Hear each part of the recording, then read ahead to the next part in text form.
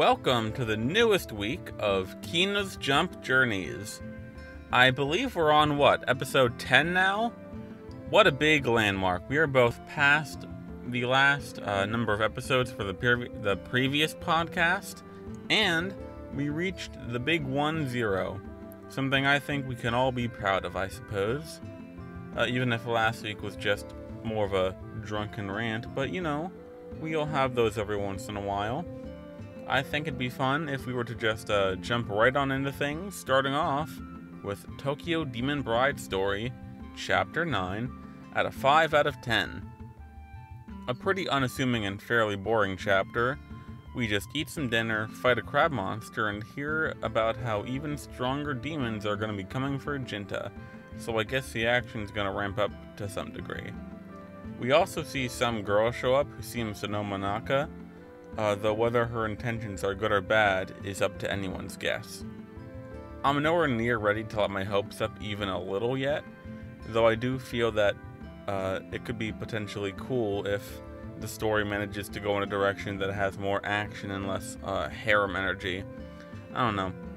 It does, however, seem like now that we have a demon girl, a frog, a cat, and some new mystery girl, I imagine that we are still well settled down into the harem lane, which is not going to be fun to read, but regardless, I will continue my fruitless quest.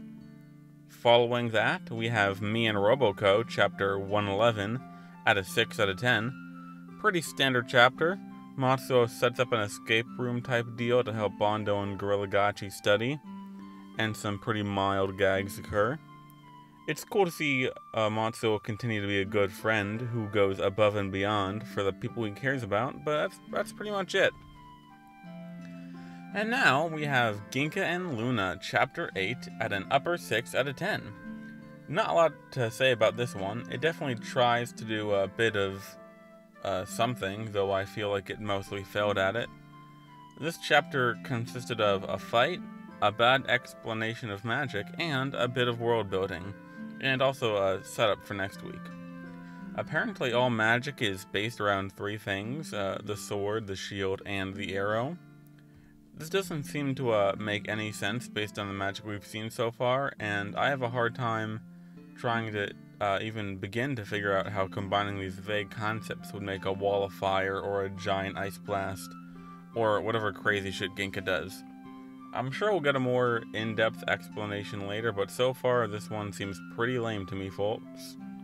The fight itself was okay, nothing crazy.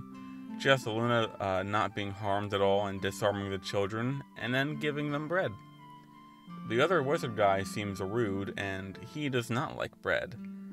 And he sent Minigin to space for some reason, and next week I imagine we'll have to fight him. Kinda boring, not presented too well, and that's really all I have to say about it.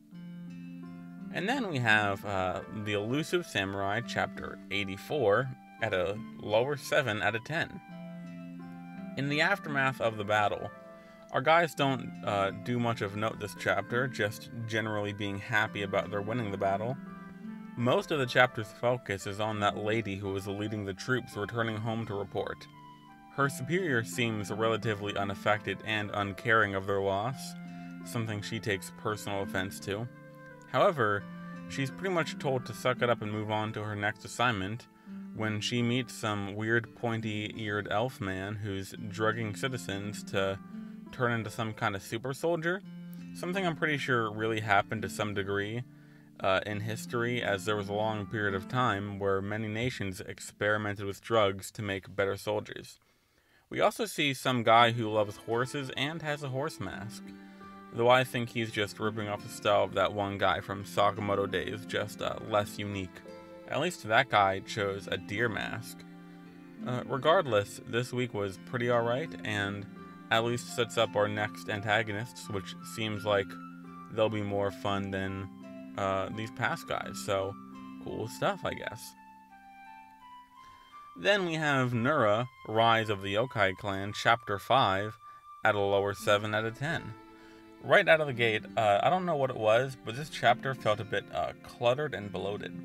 And while the material of the chapter was fun enough, I did somewhat feel myself getting a bit overwhelmed. This new girl that showed up seems to be a yokai hunter, or an onmyoji, if you want to be pretentious. And she seemingly wants to banish as many yokai as possible, something that would be quite unfortunate for our crew. But back at school, the big guy comes back, having seemingly joined a gang for some reason, I forgot, and then they simply go home. As it turns out, our boy invited the yokai hunting club to study at his place or something at some point in the future. I think, like, relatively soon. A very obviously bad idea, I am most certain, is stupid, and I am now questioning the judgment of our main character. Unfortunately, there seems to be a huge party going on to celebrate his supposed acceptance of becoming the third after he transformed the previous night.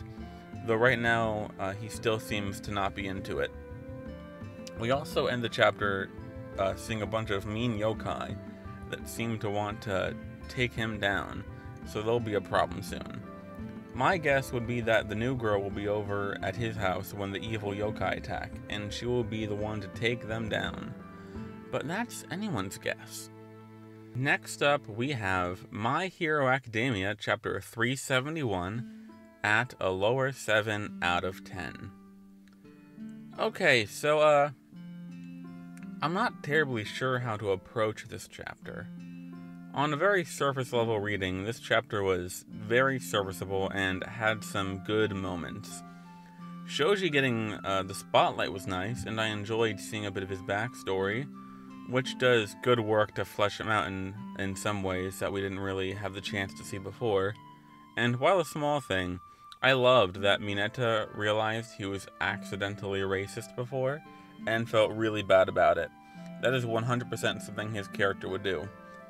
But really, there's only so much I can say without getting into the meat of things, and talking about even a bit of the conflict this chapter forces me to get a bit critical. Let's just take it one topic at a time, I suppose. For starters, I'm really not too sure how I feel about Spinner being made a mindless destruction machine. I imagine the idea here is that Spinner, being the leader of an important movement, is having his intentions taken advantage of by One For All, and it's tragic that a well-intentioned goal is being manipulated, but the implications this welcomes is pretty shaky, especially if you bring in real-world corollaries, which I feel like you have to, especially when Horikoshi is pushing it this hard. The narrative seems to be telling us that while the intentions of this group is mostly good, rioting like this is not the answer. To be fair, I feel icky just typing out any of this. I'm sure Hori isn't intentionally making any specific statements here, just kind of going with the easiest narrative spin that this idea would logically have in a children's story, where ideas can't get too complex. But when you put the blanket of good versus evil over top of a plotline that is corollary to racism in the real world, and you have a large rioting group of minorities being led by a mindless, violent figurehead being puppeted by someone with bad intentions and a group that seems to be using a movement to excuse their crimes, that ends up being, well, bad in my opinion. Bad because it kind of sounds like it's saying that that's what real-world riots are about, and that's how real-world riots go, which is kind of what certain groups use as an excuse to continue to hate on these groups and, to diminish their efforts, which is not a good thing. But you're all free to think that I'm reading too much into this or taking it too seriously, but, that's just how I feel, and I will now move on to something a bit less contentious, I guess. We have Mashle, chapter 130, at a 7 out of 10. And, well, that was surprising. Even more action this week. Was not expecting that one. While the B team is managing to turn the keys slightly more, the A team is still fighting and most certainly losing.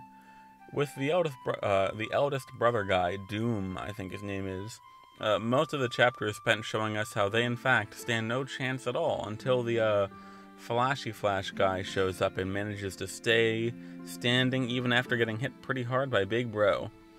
So now we have even more people here to help us fight, so maybe, 4 on 1 I think? Maybe 4 to 1 odds will help them pull through. Quite the short segment I know, but for now I think I'll have to call it here. And now we have High School Family, Chapter 108 at a 7 out of 10. Pretty solid this week, just some fun gags on the beach. We get to hear about how Ichiro and Shizuku don't wear rings now because years ago, Ichiro lost his at the beach, and they decided that they don't need rings to prove that they love each other. Very cute stuff. At the same time, Kotaro is telling that story to Yoshiki, showing that Kotaro actually takes a lot of pride in his family, even if he won't admit it. Yoshiki also comments that while this is a nice story, it's a random one to tell on the beach. Good point, Yoshiki. For years, every time Ichiro would come here, he would search for his ring, even though he knows it's pretty much impossible to find. He's just that dedicated of a husband, I suppose.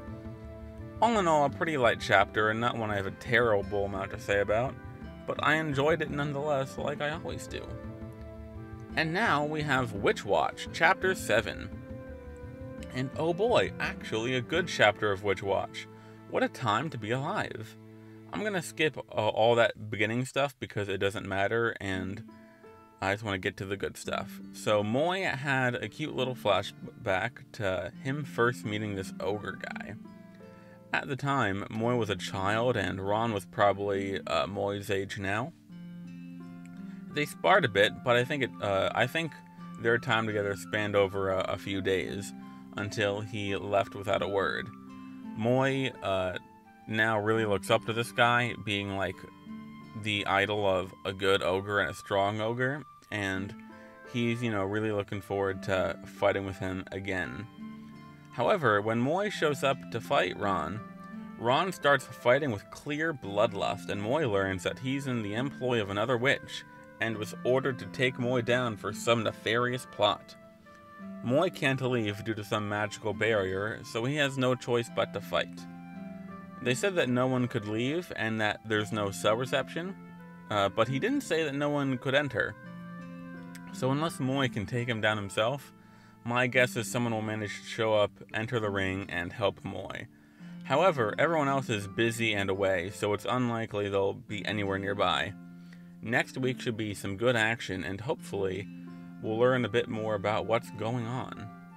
Now we have Hunter x Hunter, Chapter 392 at an upper 7 out of 10. So this chapter really has 2 sections. One with that blood guy and punch girl looking for Hisoka, and another with some guy who visits the Phantom Troop, and a whole lot of text boxes. So, these 2 fellows are on the lookout for Hisoka, using their abilities to try to identify him in a crowd, as they have no idea what he looks like. Luckily, or I suppose as they quickly learned was unlucky, they found him and are scared shitless. Hisoka quickly takes charge of the situation and is now being led by them to their leader. Elsewhere, we get a lot of info that's hard to parse, and harder still to tell how much of it was important. We see some guy looking for autograph paper for when he meets the Phantom Troop, and we learn that the ship has a means of receiving things through Amazon Air same-day shipping, by Blimp, I think.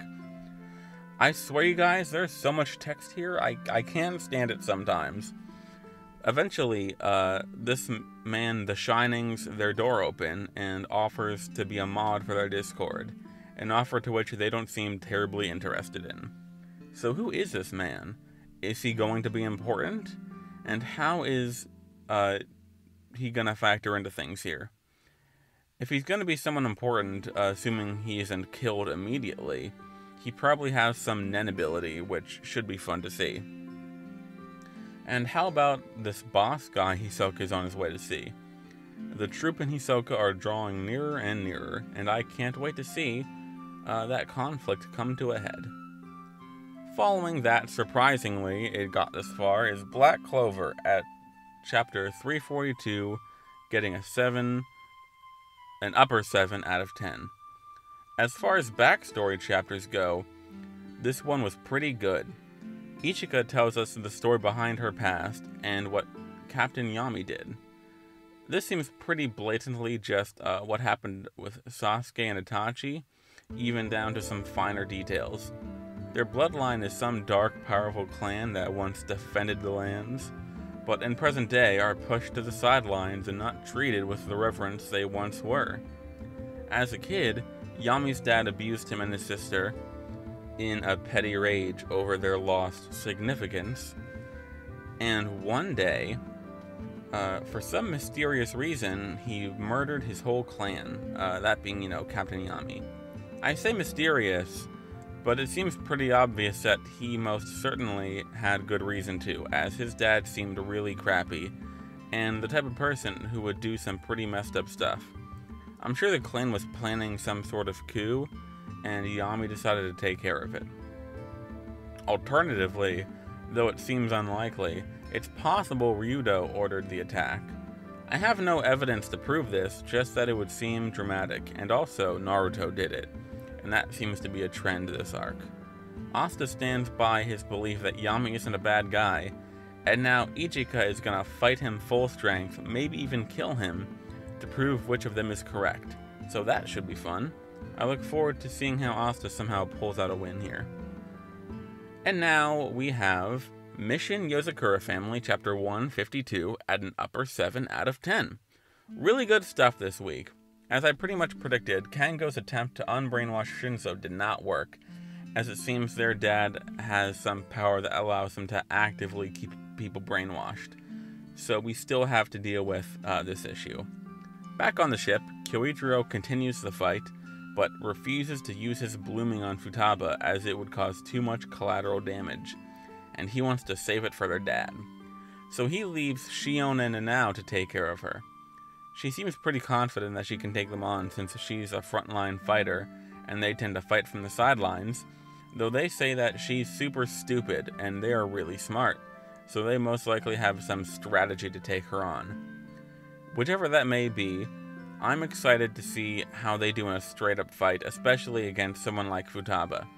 Shion, we get to see do computer stuff a lot, and Nanao has his drugs, but I can't think of how they'll use their abilities to take her on here. I guess, like always, we'll have to wait for next week to see what happens. And now we have Akane Banashi, Chapter 36, at a lower 8 out of 10. This week, we see the aftermath of Akane's performance. Somewhat to my surprise, we only see a bit of that guy's performance following Akane, and most of the aftermath is spent on this guy being mad at Akane before this other guy shows up to berate him for being lame. And also he praises Akane, though letting her know that what she did lacked a little tact. After he leaves, we jump to the final day of their work at the theater, and Akane has to prepare for her last performance. We're taught a little bit about how the lineup works, and some general rules that are expected to be followed as to what kind of stories you can perform and when. It is then we learn that Akane actually only knows 5 stories, and none of them she'll be able to perform under the set guidelines, and so we end the chapter not knowing how we're going to progress into next chapter. I have to say, it's pretty shocking to learn that Akane knows so few stories, especially considering who she was trained by. I'm also not too sure how this can be solved unless Akane somehow manages to learn a whole story by the time she goes on stage, or God forbid makes up one on the spot.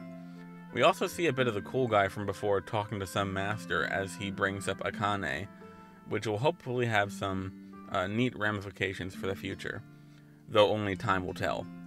I sadly have little else I can think to say, but I'm also certainly looking forward to what happens next. Now, we have Jujutsu Kaisen, Chapter 202, at an 8 out of 10.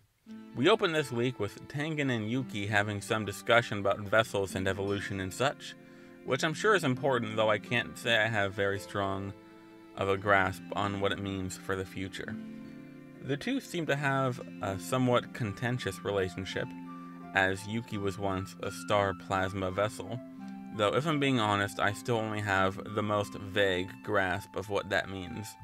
Something evolution, I guess. Turns out the past vessels are still alive in Tengen, and Yuki can hear them, being a vessel herself, but she refuses to tell him what they're saying, not wanting him to have too much info for some reason. That aside, Kenjaku invades the realm, and Choso's there to intervene. Choso is not having any of his nonsense, but Kenjaku is treating the situation with measured indifference, just coming to grab Tengen, and he does not seem to see Choso as anything nearing a threat. He goes on for a bit, expounding upon his whole plan and deal a bit more, involving using the evolution of Tengen to consume humanity and do fun star plasma stuff, I guess. Converting people into cursed spirits, I think. Again, I don't wholly grasp the situation, but I think I have a firm enough understanding. Regardless, Choso is ready to fight next chapter, and I can't say that I like his odds too much. And now we have Sakamoto Days, chapter 93 at an 8 out of 10. Lots of fun stuff this week as per usual, nothing too exciting. This chapter we spend some time with Club Jam and Seiba. Seiba attempted to trick Club Jam with a fake SD card he was claiming was the database, though Club Jam saw right through it and snapped Seiba's finger for his troubles. Following this, we get a lot of fun fight choreography, Seiba trying his best to kill Club Jam, even sending him down into an incinerator, or at least trying to. Club Jam has no problem getting back up on the platform and rocking Seiba's shit before hypnotizing him. Meanwhile, the team is running as Amane's grandfather lectures him on being too soft and that he needs to be willing to kill even his friends if necessary, because that's what it takes to survive in this world. Shortly thereafter, Seiba shows up attacking Shin, ending the chapter. So next week we'll get to see this fight break out, and maybe it'll give us a chance to see Shin use his new attacks again, and possibly we'll see Amane fight as well. Who knows what'll happen. Next up, starting off our top 3, we have Blue Blocks, chapter 75 at an 8 out of 10. This chapter, we get to hear a lot of Hina's thoughts about her feelings about Taiki, and the nature of how she thinks. We learn how much she's been struggling and suffering through her crush on Taiki, and how she's convinced herself that she's okay with how things are. But she wants more. Sometimes she wishes he did kiss her that day, and she wishes that he would just go out with her for fun. But she also admires how seriously he takes his emotions, and how he has a strong integrity. She then has a cute moment with Taiki where he takes a leaf out of her hair, not without getting consent, of course. And even then, she's thinking about how she just wants to be with him. It's definitely kind of sad to see her have to deal with this mess. Watching this, Moria seems to be celebrating things and moving along with those two, as she sees it. And Taiki's friend, that one guy, whose name I forget, he basically tells her that she's kind of irresponsible with people's emotions, and that she may not be taking into account how they feel. Just happy having her fun relationship.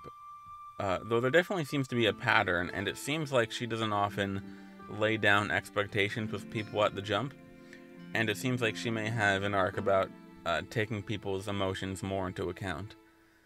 And I actually think she may get into a relationship with Taiki's friend, as he seems to be someone who doesn't fall for her charm for the most part, and that just seems like something a story would do. Though Blue Box does like to betray expectations, so who knows. Next up, we have PPPPPP, chapter 55 at an upper 8 out of 10. There's a lot I could talk about here, and a lot of implications for the future, and a lot of emotions to delve into, but I'm going to try to condense it down the best I can. As Lucky plays, we see Sora Chica's response to it.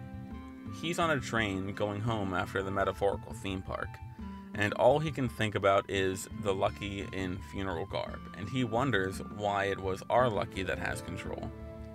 If I had to guess, I would imagine that Sora Chica sees himself in funeral garb Lucky. They both seem to have similar personalities, though Sora Chica seems softer. They both live in their music and have a sort of ethereal feeling to them, practically being defined by their music. And if our Lucky won out over funeral garb Lucky, perhaps Sorachika is afraid that he himself is doing something wrong living as he is, though I could be completely off base there. While on the train, he then hears that Lucky call out to him, and he says that the two of them need to talk face to face, which I imagine will be saved for some point in the future. Back with Fanta, he is reflecting upon how he once really did love his mother, and he's sure that she loved him, but as he feels like she did not end up choosing him, instead choosing Lucky, he feels abandoned and unloved, and so he decided that he would also not choose her.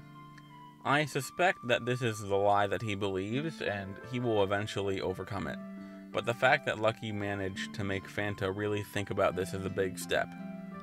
At the end of the chapter, we hear that their mother had an incident at the hospital.